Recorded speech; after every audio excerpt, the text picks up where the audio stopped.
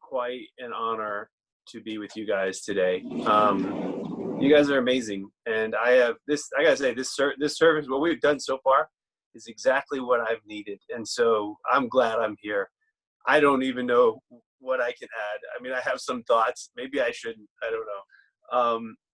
But I'll share my thoughts here. But I do want to say thank you. You guys are awesome. Matt, thank you for leading singing.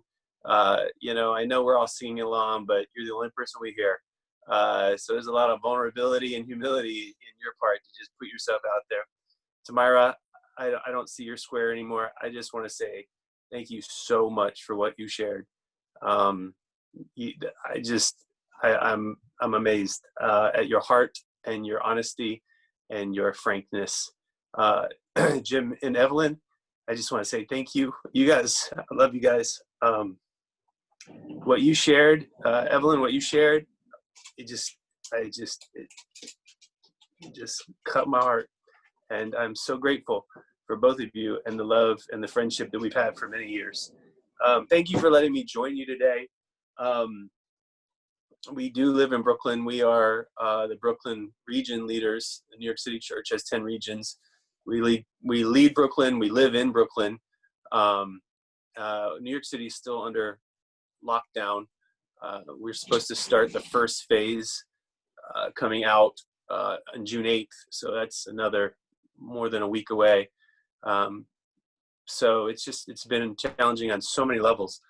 And then of course all the pain and that's going on with all the injustices and racism.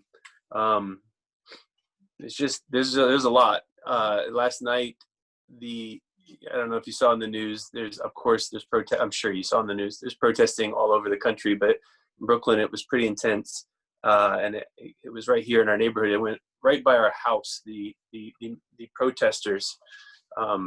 Literally right by our house. I mean, I knew there was protesting. I just didn't know it was coming down our street, and literally thousands of people walked right by our front door, chanting. The police were there, the helicopters. I mean, it was intense. And if you're wondering if I joined in, yes, I did. I went for a while as well, because I believe in justice. So I thank you guys for letting me join you. This has been exactly what I've needed. I'd like to share some thoughts as you guys closing out Miracle May. And, I think this is pretty timely. I'm going to talk about finding clarity. And I'm going to speak on this because it revolves around probably the greatest miracle of all times, and that is the resurrection of Jesus from the dead. And so I'm going to read this and then point out a few things that I think can be helpful to you and me.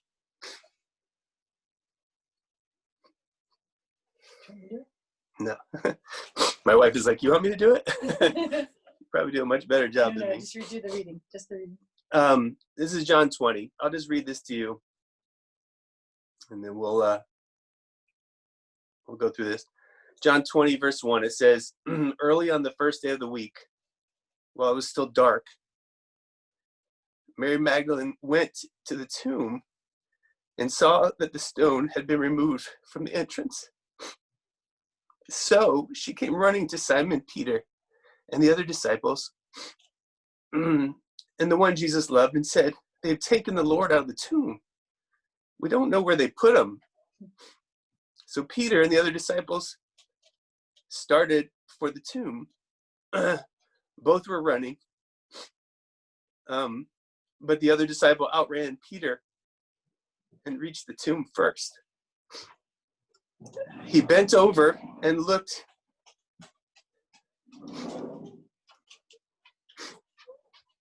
I can't read. I'm sorry. This is a really good lesson. I just can't get through it. Let me try it. Verse 3, it says, so Peter and the other disciples started for the tomb. Both were running, but the other disciples outran Peter and reached the tomb first. He bent over and looked in at the strips of linen laying there, but did not go in. Then Simon Peter came along behind him and went straight into the tomb. He saw the strips of linen lying there, as well as cloth that had been wrapped around Jesus' head. The cloth was still lying in its place, separate from the linen. Finally, the other disciples who had reached the tomb first also went inside. They saw and believed. In verse 9 it says, they still did not understand from Scripture that Jesus had to rise from the dead. So here is the story of right after Jesus had died. And there's a lot of confusion here in this story. They're not really sure what's going on. You know, they had followed this guy Jesus for a while, and they were lacking clarity. And in fact, it says there in verse 9 that they still did not understand. I think this is pretty applicable right now. There's a lot of confusion. And there's not confusion, let me just be really clear, there's not confusion about what sin is, about the sin of racism and the sin of injustice. That's not confusing. I think for me personally, some of the lack of clarity comes in, well, how do I respond? What do I do? And I definitely feel like I'm a person who doesn't understand. I am white and I'm a man.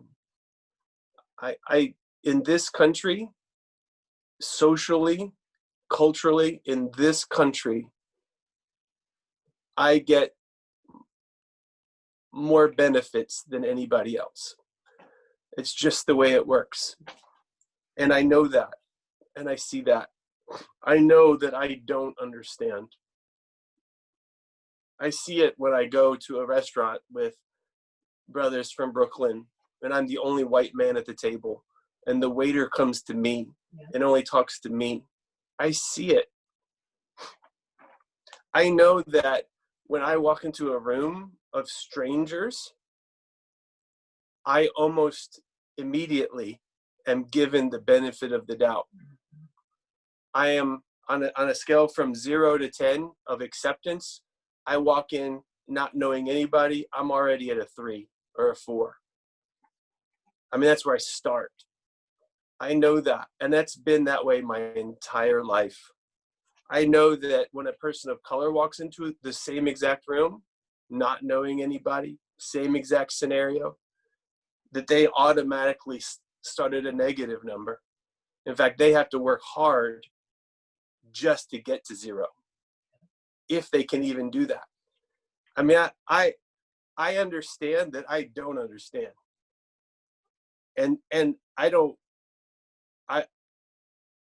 it makes me feel like I don't even know if I need to be the guy speaking about this, but I can relate to these guys in the sense that here's a situation and there's a lack of clarity. There's a lack of understanding. And in their situation, add to it the fact that there's also pain and there's brokenheartedness and their hopes are dashed. I mean, they put their hope, they left everything for this guy and now he's dead. You know, their dreams were gone. I mean, it is a hard situation. But the reason why I'm sharing this is because when you read on, clarity does come. And what I think, well, let me read to you. Let me just read on. Verse 10. It says, then the disciples went back to where they were staying. Now Mary stood outside the tomb, crying. As she wept,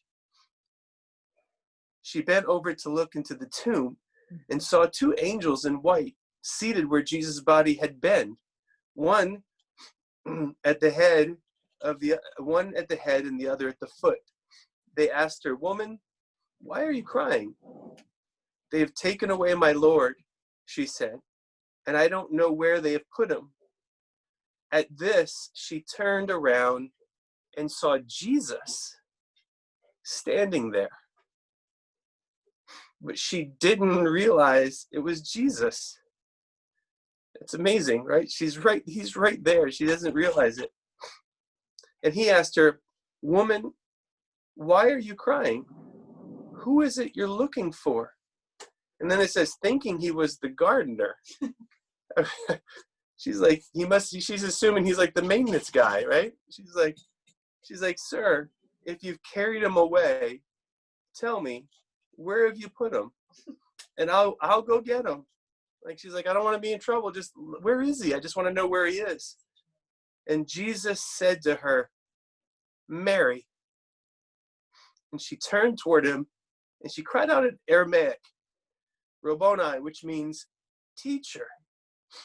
And Jesus said, "Do not hold on to me, for I have not yet ascended to the Father. Go instead to my brothers and tell them, I am ascending to my Father and your Father, to my God and your God." Mary Magdalene went to the disciples with the news, "I have seen the Lord." And she told them that he had said these things to her. So here is a story that begins with a lot of lack of clarity. But by the end, there begins to be clarity. And that's why I want to look at it. It's all centered around a miracle. Mary, in particular, goes from a lack of clarity to finding clarity. And so I think in our lives, there's times when we don't understand. And I think that if we look at this a little closer, we can I believe we can pull out some things that we can learn to help us find clarity in scenarios where we don't have it. The first thing, and I'm going to give you three practical things, because that's what preachers do. They have three things. That's always three things. How do we find clarity? Number one, stay near the tomb. Stay near the tomb. Verses 10 and 11. They all went to the tomb, but then everybody left, except one person, Mary. She stayed. She stayed there. A part of finding clarity is staying near the tomb. Now, I'm not passing judgment on those who left. I'm not trying to say they're bad people because they went home. I'm not trying to create some sort of extra teaching that's not here in the scriptures. But I am pointing out that those who left the tomb missed the miracle because they weren't present. You know, they weren't there. I think if we want to find clarity in situations that are difficult and confusing, you got to be present. And I know I'm speaking metaphorically because there's no literal tomb. So let me just be really clear what we're speaking about. We're speaking about staying near where God is. That's what we're talking about. Mary stayed there because that's where she knew that Jesus was. That's what we mean when we say stay near the tomb.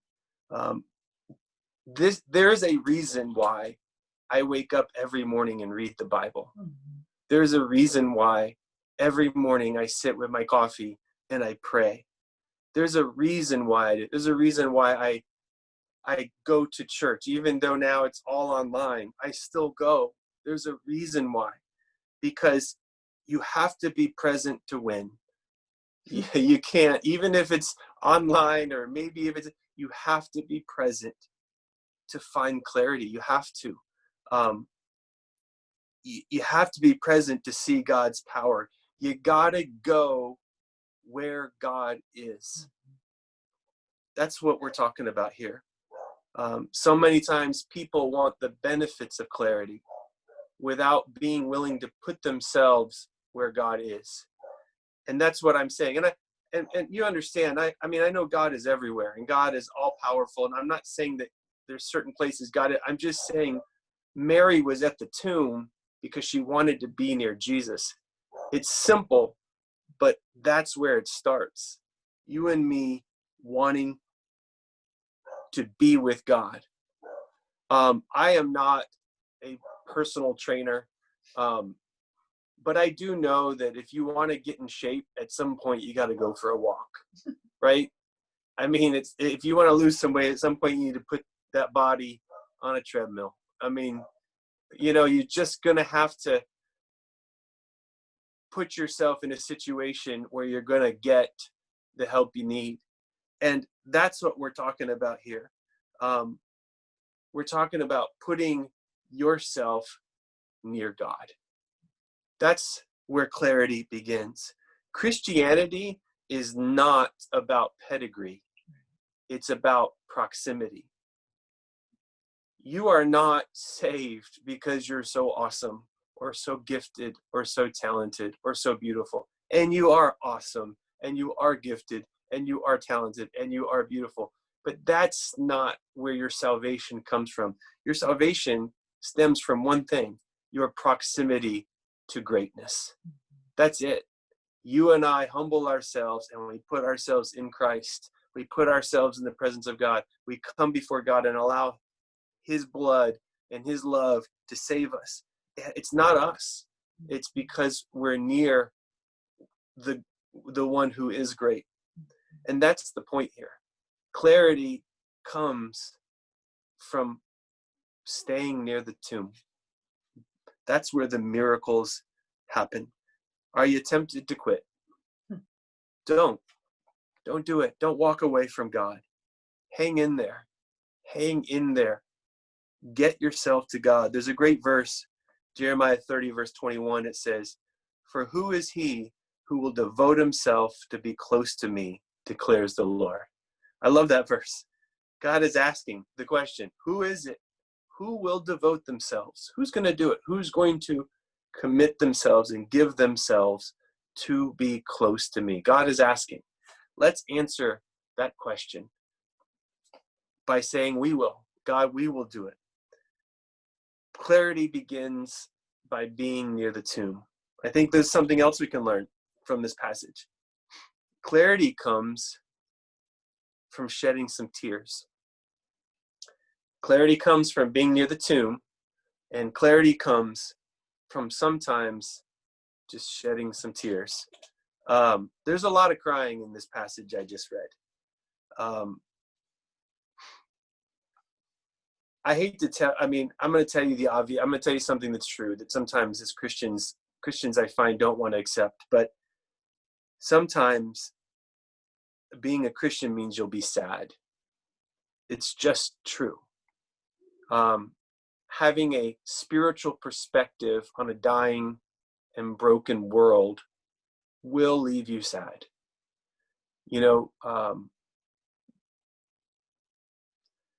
But Phil, doesn't the Bible say to rejoice always? Yes, it does. But rejoicing is a choice. You can rejoice but still be sad. Rejoicing is choosing to see God and his greatness in the midst of it, and knowing that there's good on the other side, and from that you can rejoice. But it doesn't mean that you're happy.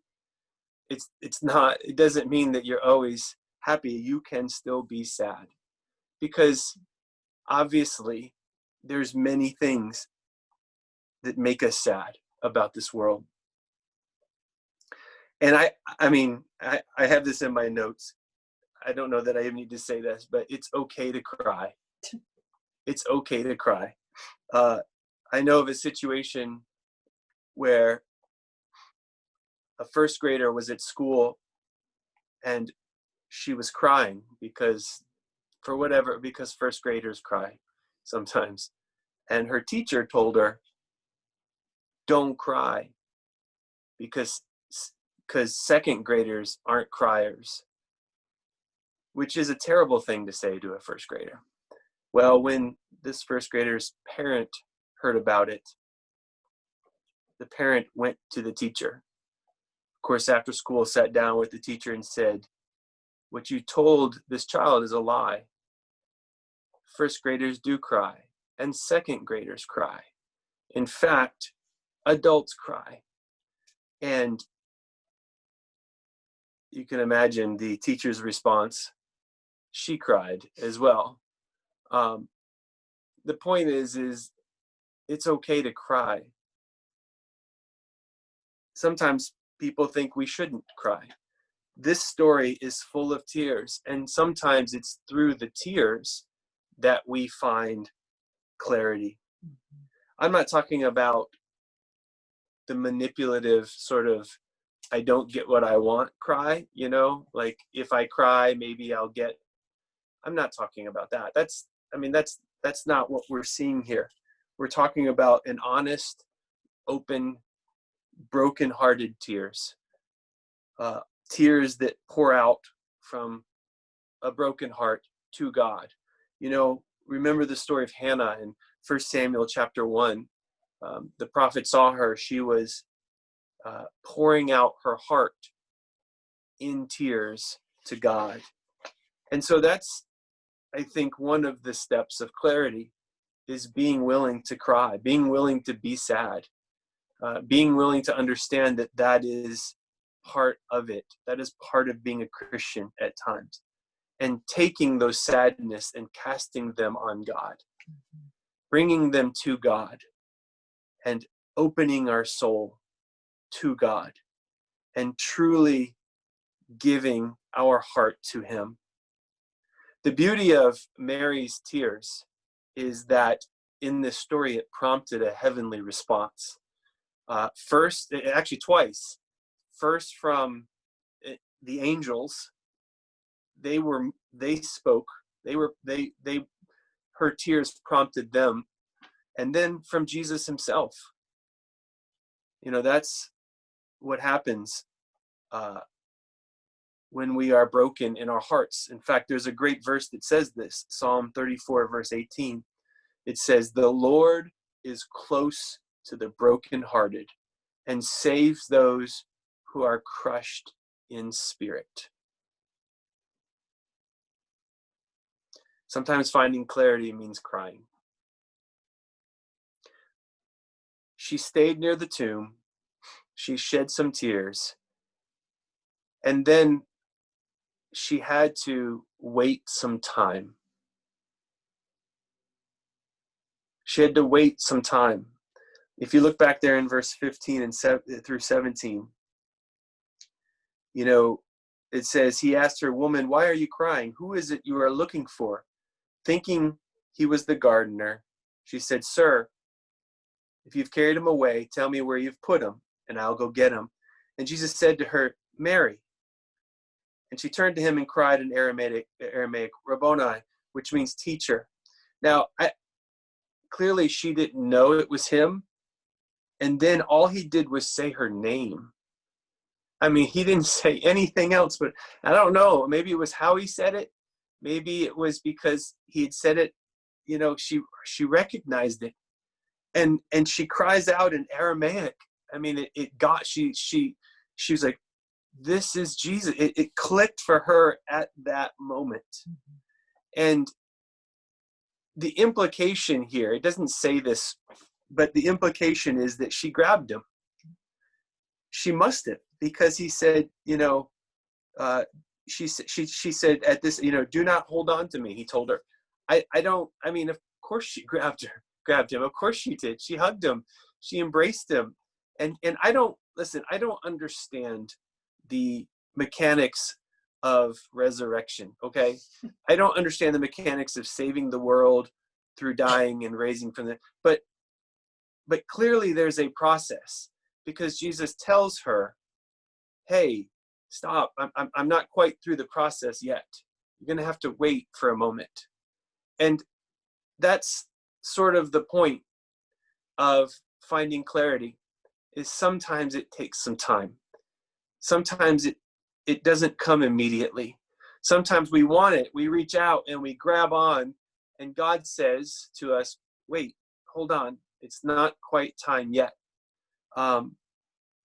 I don't understand all the mechanics of transforming our character.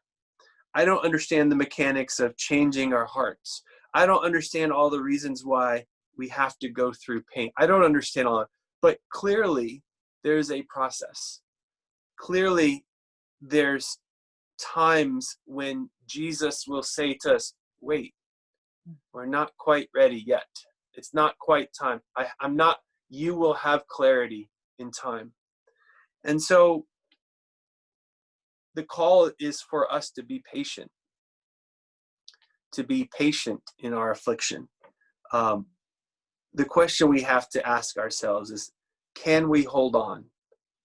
I don't mean literally. I know she was holding on, but I mean spiritually. Can we hang in there while we wait on God's wisdom and his clarity to reveal itself? That's what she had to do. She had to wait.